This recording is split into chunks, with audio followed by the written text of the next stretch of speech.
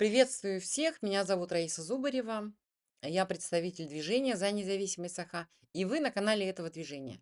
Я вас очень всех прошу подписаться на наш канал, поставить лайк этому видео, посмотреть другие и поставить лайк и тем видео, и прокомментировать. Это очень поможет нашей работе и продвижению нашего канала. Все мы понимаем, что в век информации информация должна распространяться. Поэтому очень вас прошу а, сделать все вот эти вот действия. Подписаться, поставить лайк, прокомментировать. В общем, всех заранее за это благодарю. И, значит, хочу сразу же расставить все точки над «и». Я читаю комментарии, которые вы пишете, значит, под нашими видео.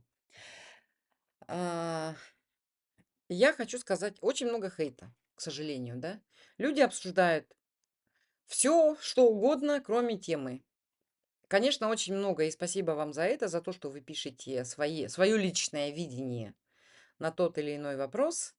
А, Но я бы вас попросила без перехода на личности. Все те, кто будет обсуждать мою внешность, мой язык, мое имя, мою фамилию, мою семью, мое местонахождение, они все будут отправлены в вечный бан. Здесь не обсуждается. Здесь это не обсуждается. Идите на свои кухни и обсуждайте это там. Создавайте свои личные каналы и обсуждайте все, что вы хотите, все, что вы посчитаете нужным, обсуждайте там. Здесь это не обсуждается, еще раз. Особенно вот меня, значит, удивляют те люди, которые говорят, что я живу там на какие-то американские, значит, деньги, да.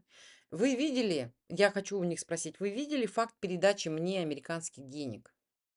Если вы не видели, но все равно пытаетесь это утверждать, утверждаете это, то вы отправляетесь в вечный бан. Вот. Предоставьте доказательства, и потом мы с вами будем разговаривать. Все те, кто обсуждает, что вот я уехала и нахожусь на территории Польши и призываю, значит, к развалу, я сепаратистка, и еще кто-то, да, все те люди тоже будут отправляться в бан. Мы здесь обсуждаем на тему, значит, распада, мы можем порассуждать с вами тоже. Пишите свои комментарии, никто вас за это, свое мнение, да, в комментариях без перехода на личности, без оскорблений. Никто вас за это не будет, значит, банить. Каждый имеет право иметь свое мнение. Но если вы начинаете рассуждать о том, как я выгляжу, похожа я на Саха, не похожа, может быть, я похожа на жительницу Кыргызстана, да, вот это все, извините меня, будет жестоко баниться. Вот, а, сегодня вот такое вступление. Вот, тема сегодняшняя. Это наше будущее в связи с последними событиями, конкретно в связи с конфликтом между США и Украиной. Такой вопрос поступил, и я считаю, что его нужно обсудить. Человек спрашивает, не повлияет ли то, что сейчас Америка пошла на сближение с Российской Федерацией, на будущее нашей республики, на получение нами независимости. Вот я бы хотела это обсудить.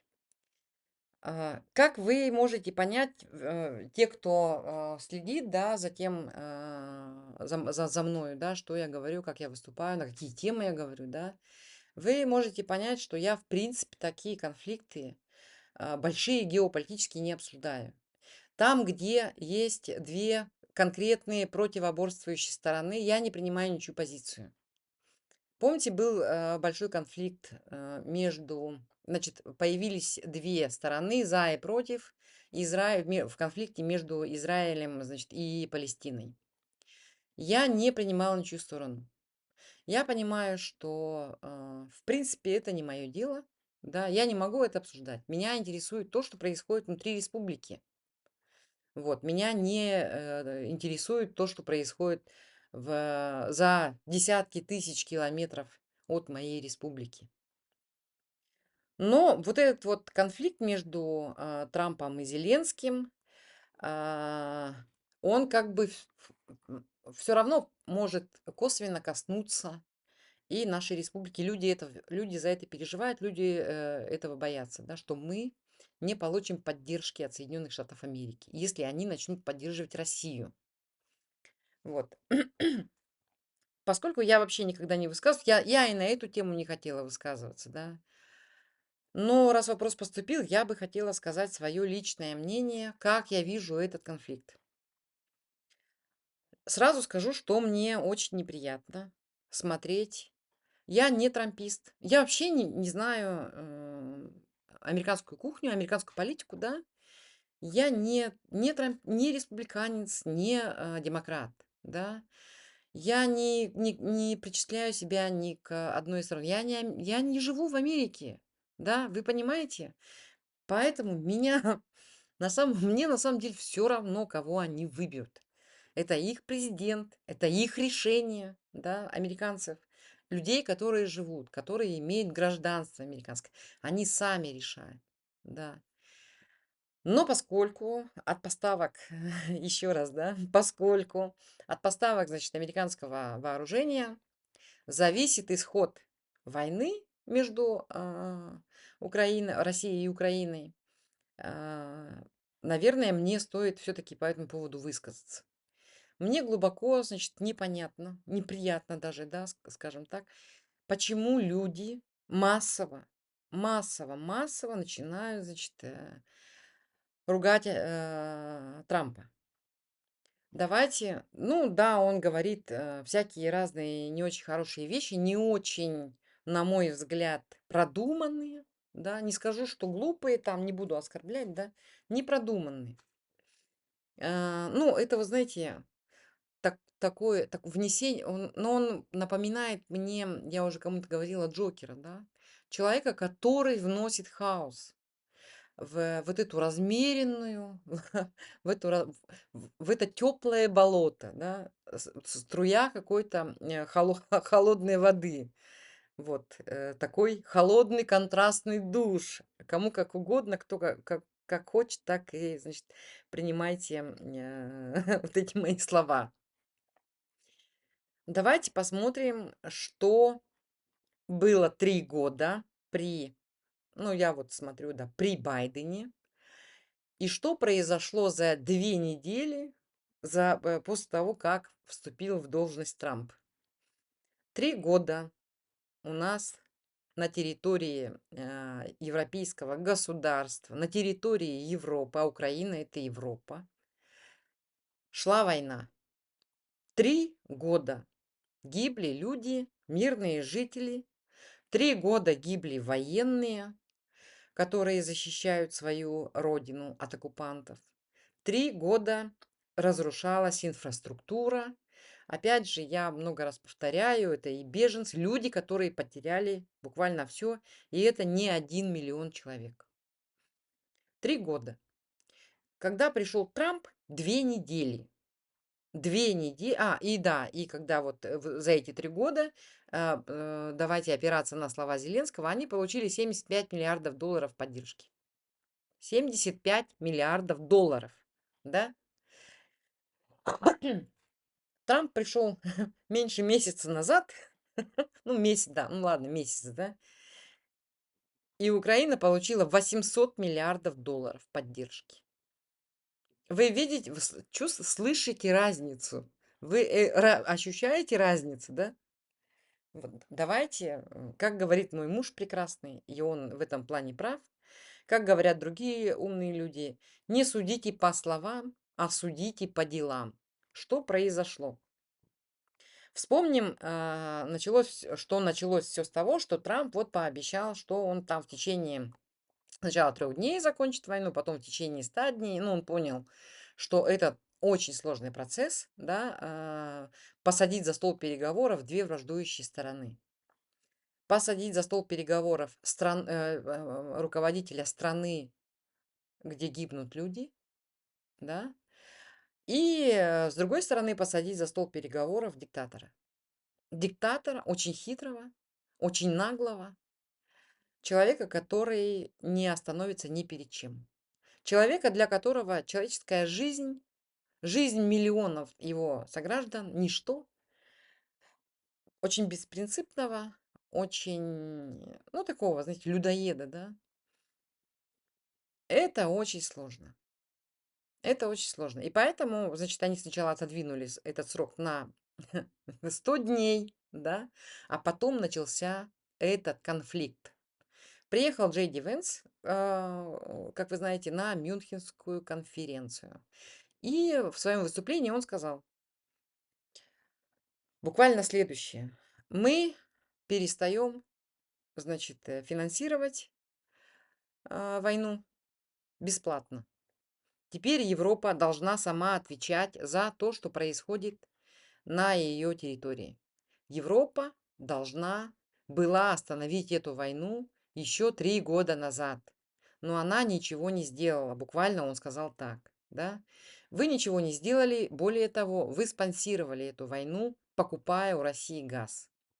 Послушайте внимательно, вслушайтесь в его слова, и вы как раз-таки поймете, о чем он говорил. Он сказал европейцам, вы финансировали эту войну Путина, вы покупали у него газ, природные ресурсы, вы не отказывались ни от чего, хотя могли, да, и тем самым бы вы закончили эту войну. А вы сидели и прятались за спинами украинцев. Вот. И мы эту практику порочную прекращаем. Он сказал это, и глава конференции Мюнхенской на закрытии аж заплакал. Да? Он просто представил себе, а что будет, если российские танки начнут бомбить не какую-то далекую Украину, да, и каких-то непонятных украинцев, которых мы, в принципе, там не знаем, не очень хорошо к ним относимся, пусть они сами там себе, ну, какое отношение, да, к людям. И вот он просто себе, видимо, представил буквально, что будет происходить в Германии, если туда зайдут российские танки и начнут бомбить мирных жителей, разрушать инфраструктуру, убивать военных, да. И он заплакал, он реально заплакал. Вот что произошло за этот месяц. Буквально за месяц. Ну и потом сразу же произошел конфликт. Мне почему-то, вот когда он начался, я была удивлена. Люди на таком высоком уровне, правители государств, не могут быть настолько некультурными, необразованными, да, что, чтобы позволить себе вести таким образом дипломатию. Этого себе никто никогда не позволял. И поэтому у меня было ощущение, что это все так, знаете, какой-то срежиссированный, такой очень хорошо срежиссированный спектакль.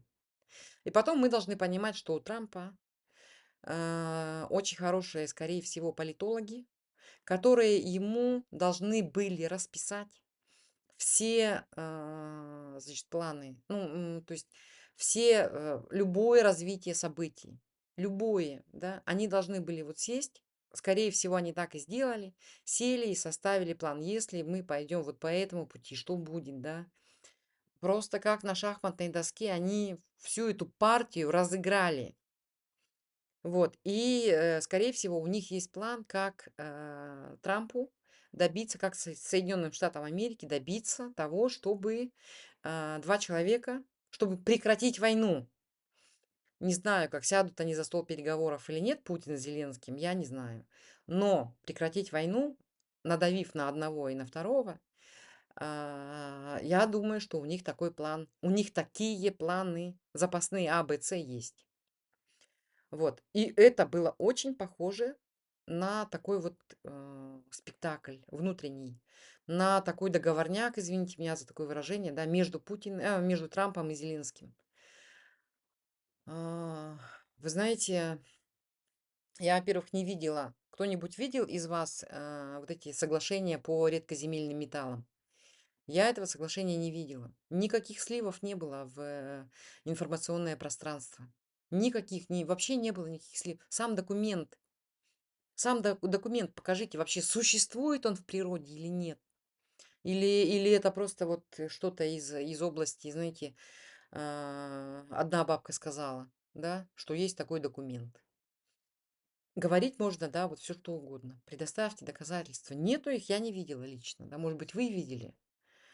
Вот. Потом, значит, опять вот эта вот стычка произошла в овальном кабинете, да, это тоже как бы очень странно. Очень странно, почему а, люди, которые знают все о дипломатии, почему они себя вели не как дипломаты. Вот тот же самый Джей Ди Венс, когда он сидел в овальном кабинете и позволял себе спорить с Зеленским, с президентом, ну, то есть человеком выше себя по рангу, с президентом другого государства. Вообще он себя так вести не мог.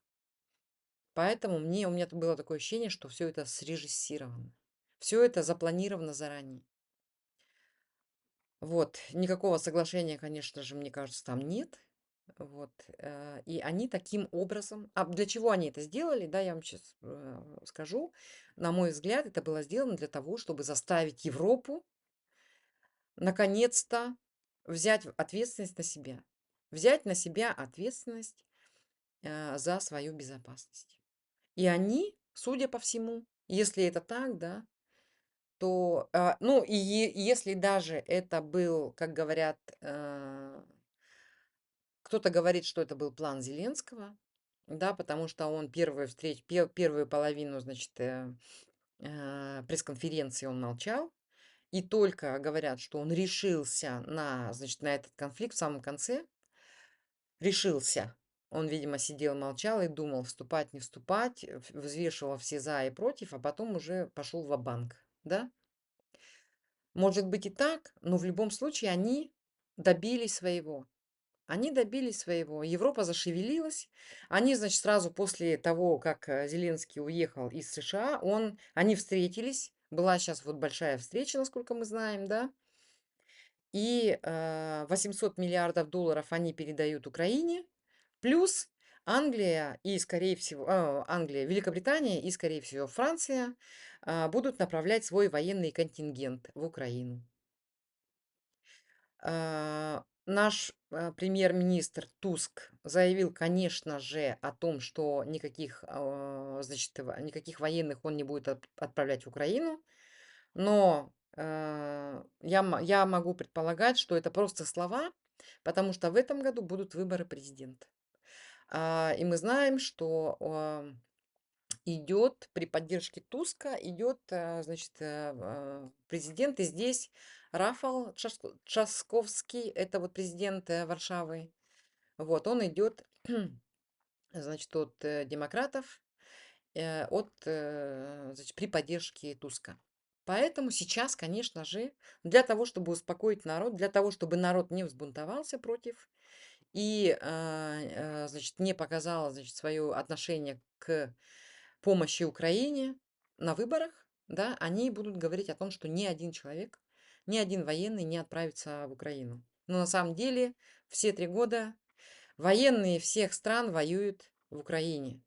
Мы должны это, значит, понимать, да, это реальный шанс, это реальная практика, где они еще обкатают своих военных. Когда им еще предоставится такой шанс. Здесь же вот на месте буквально 2 часа, и ты в Украине, обкатать своих военных, обкатать своих медиков, военных медиков, которые должны уметь в экстремальных условиях, в условиях войны оказывать помощь, делать хирургические операции, ну, проводить операции, там, предоставлять там первую помощь, вторую, ну, это вот просто, как бы сказать-то, ну, это, конечно, очень печально, но это факт, да, это очень большой опыт. Это опыт большой для военных журналистов, которых здесь очень много и которые работают здесь.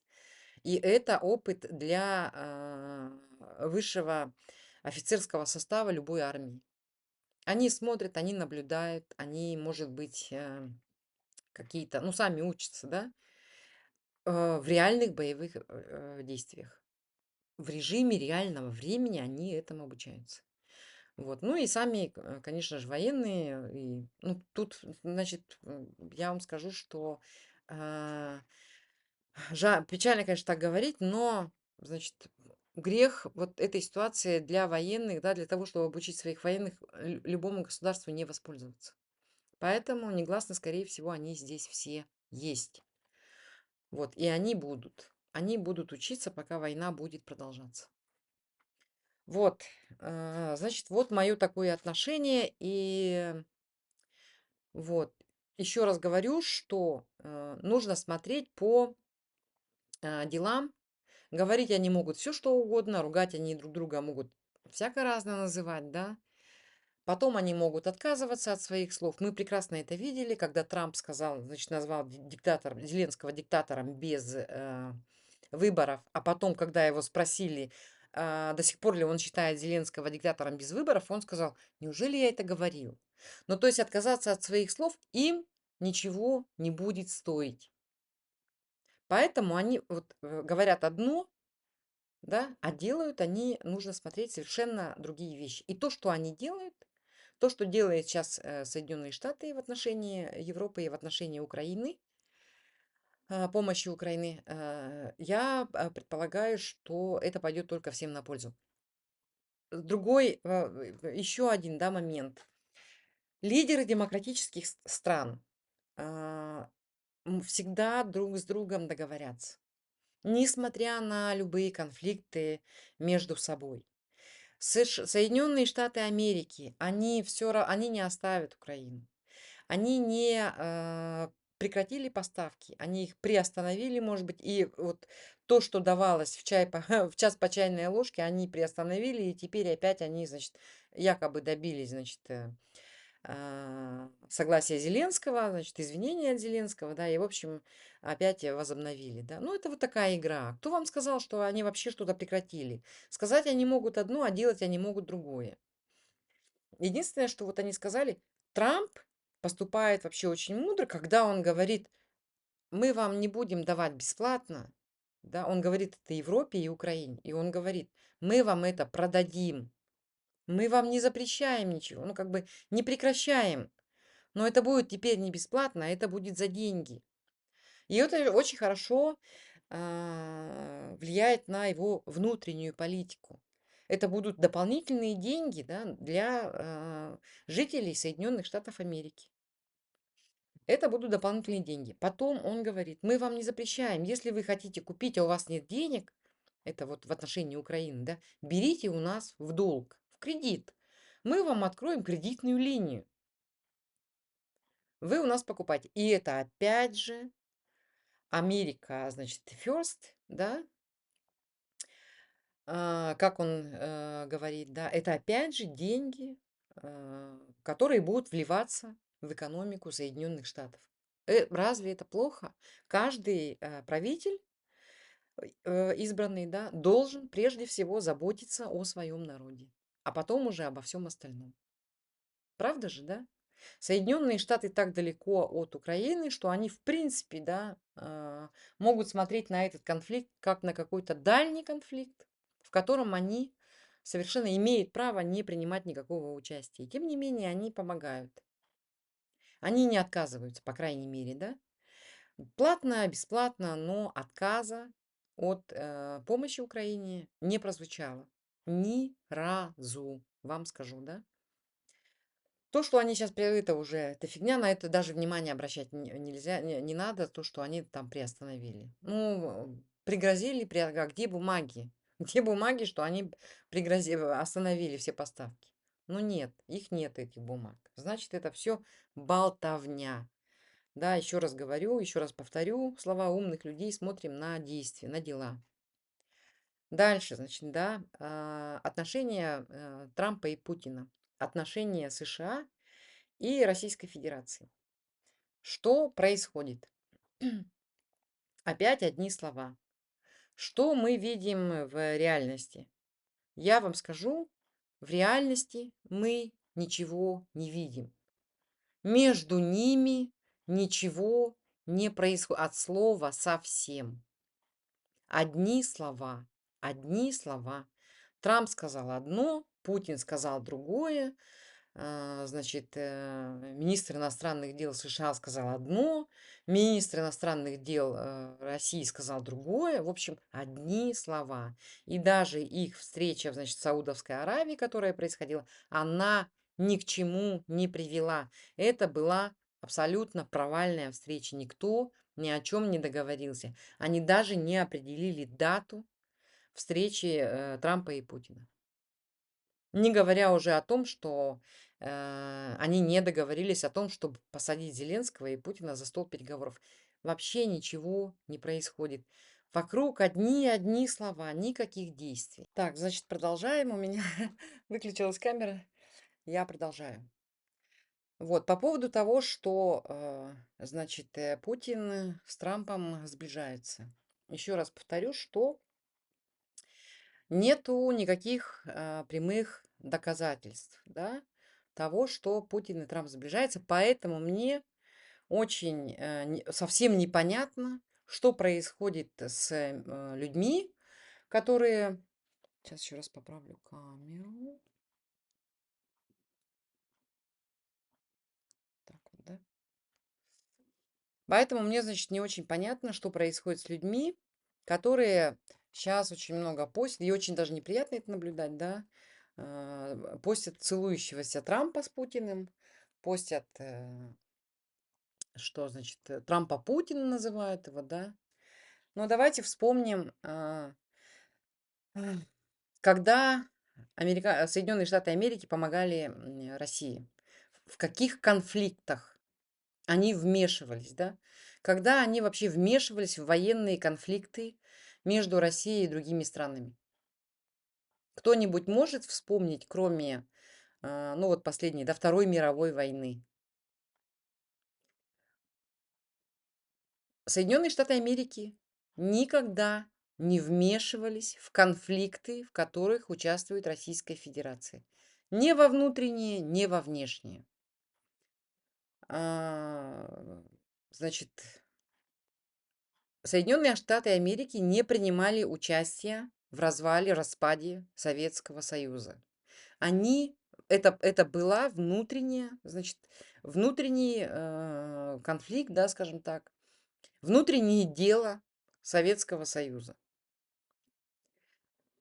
А, Соединенные Штаты Америки не вмешивались в тот момент, не вмешались в тот момент, когда Россия напала на Чечню. Они посчитали это внутренним делом а, России. Соединенные Штаты Америки не вмешались в конфликт между Россией и Грузией. Соединенные Штаты Америки не вмешались в тот момент, когда Россия стала помогать Асаду и бомбила Сирию. Они не вмешивались в эти конфликты. И Соединенные Штаты сейчас по итогу, да, не вмешиваются в конфликт между, значит, Россией и Украиной. Они не вводят туда свои войска, они не убивают, значит, Путина, как они Саддама Хусейна устранили. Они не вмешиваются в эти конфликты. Единственное, что они делают обычно, да, эта политика называется нефть в обмен на продовольствие. Они шлют гуманитарку.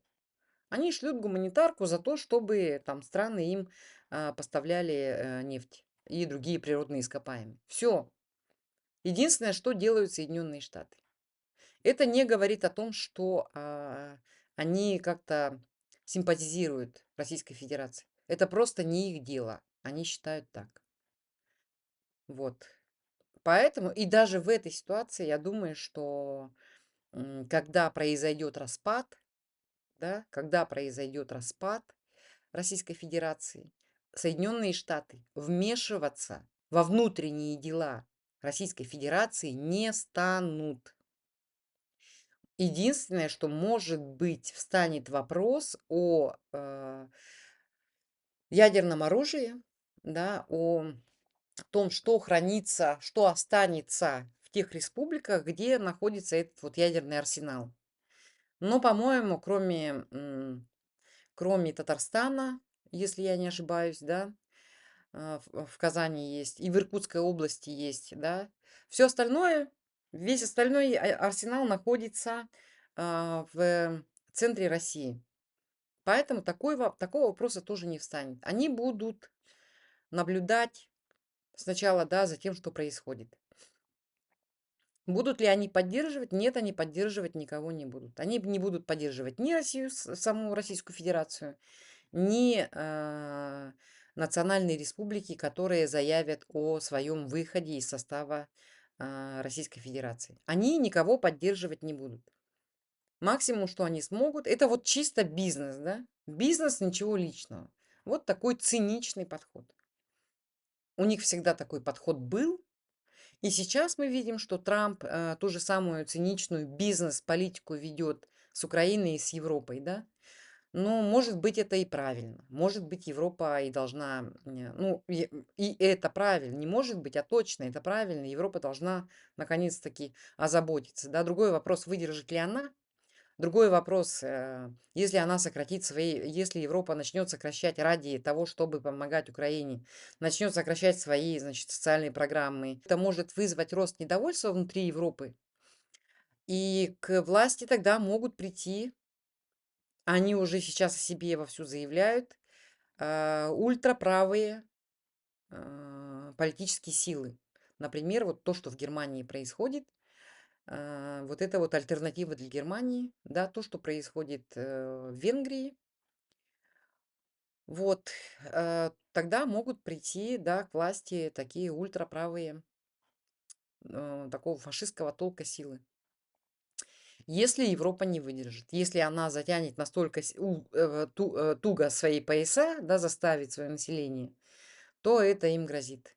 Поэтому им нужно просто в ближайшее время сесть за стол переговоров, заставить, значит, Москву и Киев сесть за стол переговоров и желательно закончить эту войну на условиях Украины, на условиях Киева. Желательно, да? Не факт, конечно, что так произойдет, но мне бы лично этого хотелось. Мне бы хотелось, чтобы война закончилась, и Россия вывела полностью все свои войска с территории Донецкой и Луганской областей, со всех аннексированных территорий, в том числе и из Крыма, и закончила наконец эту войну. Но, опять же, да, с другой стороны, еще с одной стороны, если посмотреть, то такой вот конфликт без окончательного, пауза, да, в конфликте без окончательного решения, она в будущем, наверное, там через 20, через 30, так как было в Первую мировую, и потом этот нерешенный конфликт вылился во Вторую мировую, она рискует, да, вновь вспыхнуть, эта война, этот конфликт, там через 20, через 30, к середине столетия. Очень-очень-очень возможно, и очень возможно тогда, может быть, я уже, конечно, не знаю, да, но иногда у меня такое ощущение, что Россия, конечно же, она не восстановится, особенно если она распадется, да. Тогда, ну, посмотрим, что будет. Очень надеюсь я на то, что Россия распадется и не восстановится к середине века, чтобы не начать новый конфликт. Но если она останется в своих границах, и если этот конфликт окончательно не решить вот сейчас, да, в ближайшие там 2-3 года, то да, вот у меня такое ощущение, что это грозит вот Третьей мировой войной уже через сколько-то лет. Может быть, даже после того, как Трамп уйдет. Путин переждет там эти 4 года каденции, да, трамповской, восстановит свои силы и снова пойдет войной на Украину, ну или на Молдову, или на какие-нибудь страны ближнего своего круга, постсоветские страны. Это, к сожалению, тоже вариант, да, для русского империализма. Вот, ну и еще раз о Путине, еще раз, то есть еще раз о, значит, влиянии Америки, Соединенных Штатов на то, что получим ли мы независимость с их помощью, вообще поддержат ли они нас. Еще раз вам повторю, что они никого в этом конфликте внутреннем российском поддерживать не будут, на мой взгляд. Они будут смотреть, наблюдать, подкармливать, гуманитарку закидывать, да. Нам нужно будет... единственное, что я хочу вам сказать, что и весь западный мир, и Европа, я вам скажу, это стопроцентно гарантия, да, моя, я вам говорю, я это знаю, и так будет. И Соединенные Штаты Америки, и Европа, то есть весь демократический мир поддержит тех людей, которые в данный, ну, в тот момент времени, да, будет у власти. Если к власти придут лидеры национально-освободительных движений в национальных республиках, то Запад будет говорить с ними. Мне это конкретно было сказано и не один раз. Западные политики говорят так. Мы будем поддерживать, Запад вообще будет поддерживать тех, кто будет у власти. Они сейчас вынуждены разговаривать с Путиным, потому что он у власти. Понимаете? И тогда, когда в наших республиках к власти придут, кто бы ни пришел, в общем, да, они будут разговаривать с ними.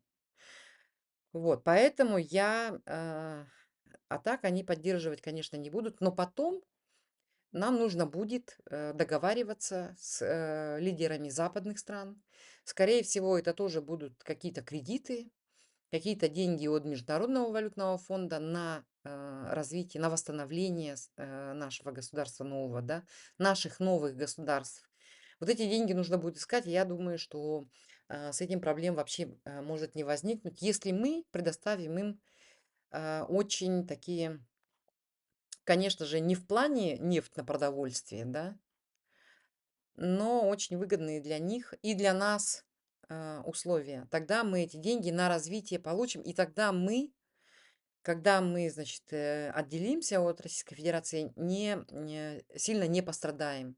Наше население не будет голодать, наше население не будет страдать от отсутствия, я не знаю, там электричества или там дорог, отсутствие там зарплат, денег, да. В этом плане, значит, я думаю, что у нас все будет хорошо. Самое главное, да, нам взять, нам, национальным движениям, оппозиции, да, тем, кто находится, я обращаюсь сейчас к тому, кто находится за пределами Республики Саха, за пределами Российской Федерации. Пожалуйста, будьте наготове, будьте готовы к тому, чтобы вернуться и строить, брать власть в свои руки и строить новое государство. Пожалуйста, пока не подвергайте свою жизнь никакому риску, не подвергайте свою жизнь опасности, берегите себя для того, чтобы в будущем взять власть в свои руки. Вот что я сегодня хотела сказать. Вот. И переживать о том, что у нас ничего не получится, тоже не стоит. Если мы все вместе возьмемся, вместе мы победим. Вместе мы сила. Вот. Такие, значит, такое у меня сегодня выступление, сообщение для вас, да, и такие размышления по поводу нашего будущего и по поводу поддержки или не поддержки Запада, наших устремлений, наших целей и наших планов, да, значит, независимости наших республик. Нашей конкретной республики, Республики Саха.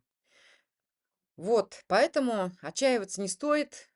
Пожалуйста, еще раз вам говорю, не слушайте, что вам говорят, а смотрите по делам. Что эти люди, политики глобальные, да, делают? Что делает Путин и что делает Трамп? Кстати, да, хотела добавить, не сказала еще об этом. У меня такое полное ощущение, что видя то, что происходит сейчас между Соединенными Штатами, между Украиной и Европой, мне кажется, что Москва очень переживает. Москва очень переживает за свое будущее. Путин, конечно же, пытается продать это наши ресурсы. Это те ресурсы, которые находятся в национальных республиках. Задумайтесь об этом, да. Что он имел в виду, когда он сказал, что Россия богата на на полезные ископаемые? Кого он имел в виду? Он же явно имел не Москву и не, я не знаю, там, не Вологду, да? Он же имел национальные республики: Татарстан, Башкортостан, Бурятию, Республику Саха, да, все те республики, все те регионы, где идет активная добыча полезных ископаемых. Он же явно имел в виду нас. Вот. И собрался нас продавать, да, молодец какой.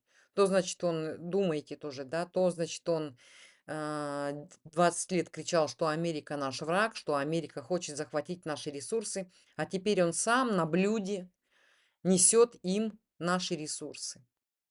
Я представляю, как они сейчас опять приедут в наши республики и будут варварским способом рыть нашу землю, да, для того, чтобы угодить Трампу. Это совершенно, значит, недопустимая политика, я считаю, да. Вот. Ну и на этом все-таки я во второй раз с вами хочу попрощаться, сказать. Надеюсь, вы поняли, да, что я вам хотела сказать. Надеюсь, я нормально все это до вас донесла, потому что очень хотелось успокоить людей, очень хотелось сказать о том, что не стоит опускать руки, не стоит переживать за наше будущее, да. Ну, конечно, стоит переживать, но реально надо смотреть на вещи и реально нужно смотреть на те дела, которые совершаются. Не на слова, не на слова, а на дела. Смотрите, оценивайте по делам. Вот такой у меня сегодня месседж. Всем спасибо большое за внимание. Еще раз говорю, подписывайтесь, комментируйте, ставьте лайки. Все. Всем спасибо. Всем хорошей половины, да, рабочей недели. До свидания.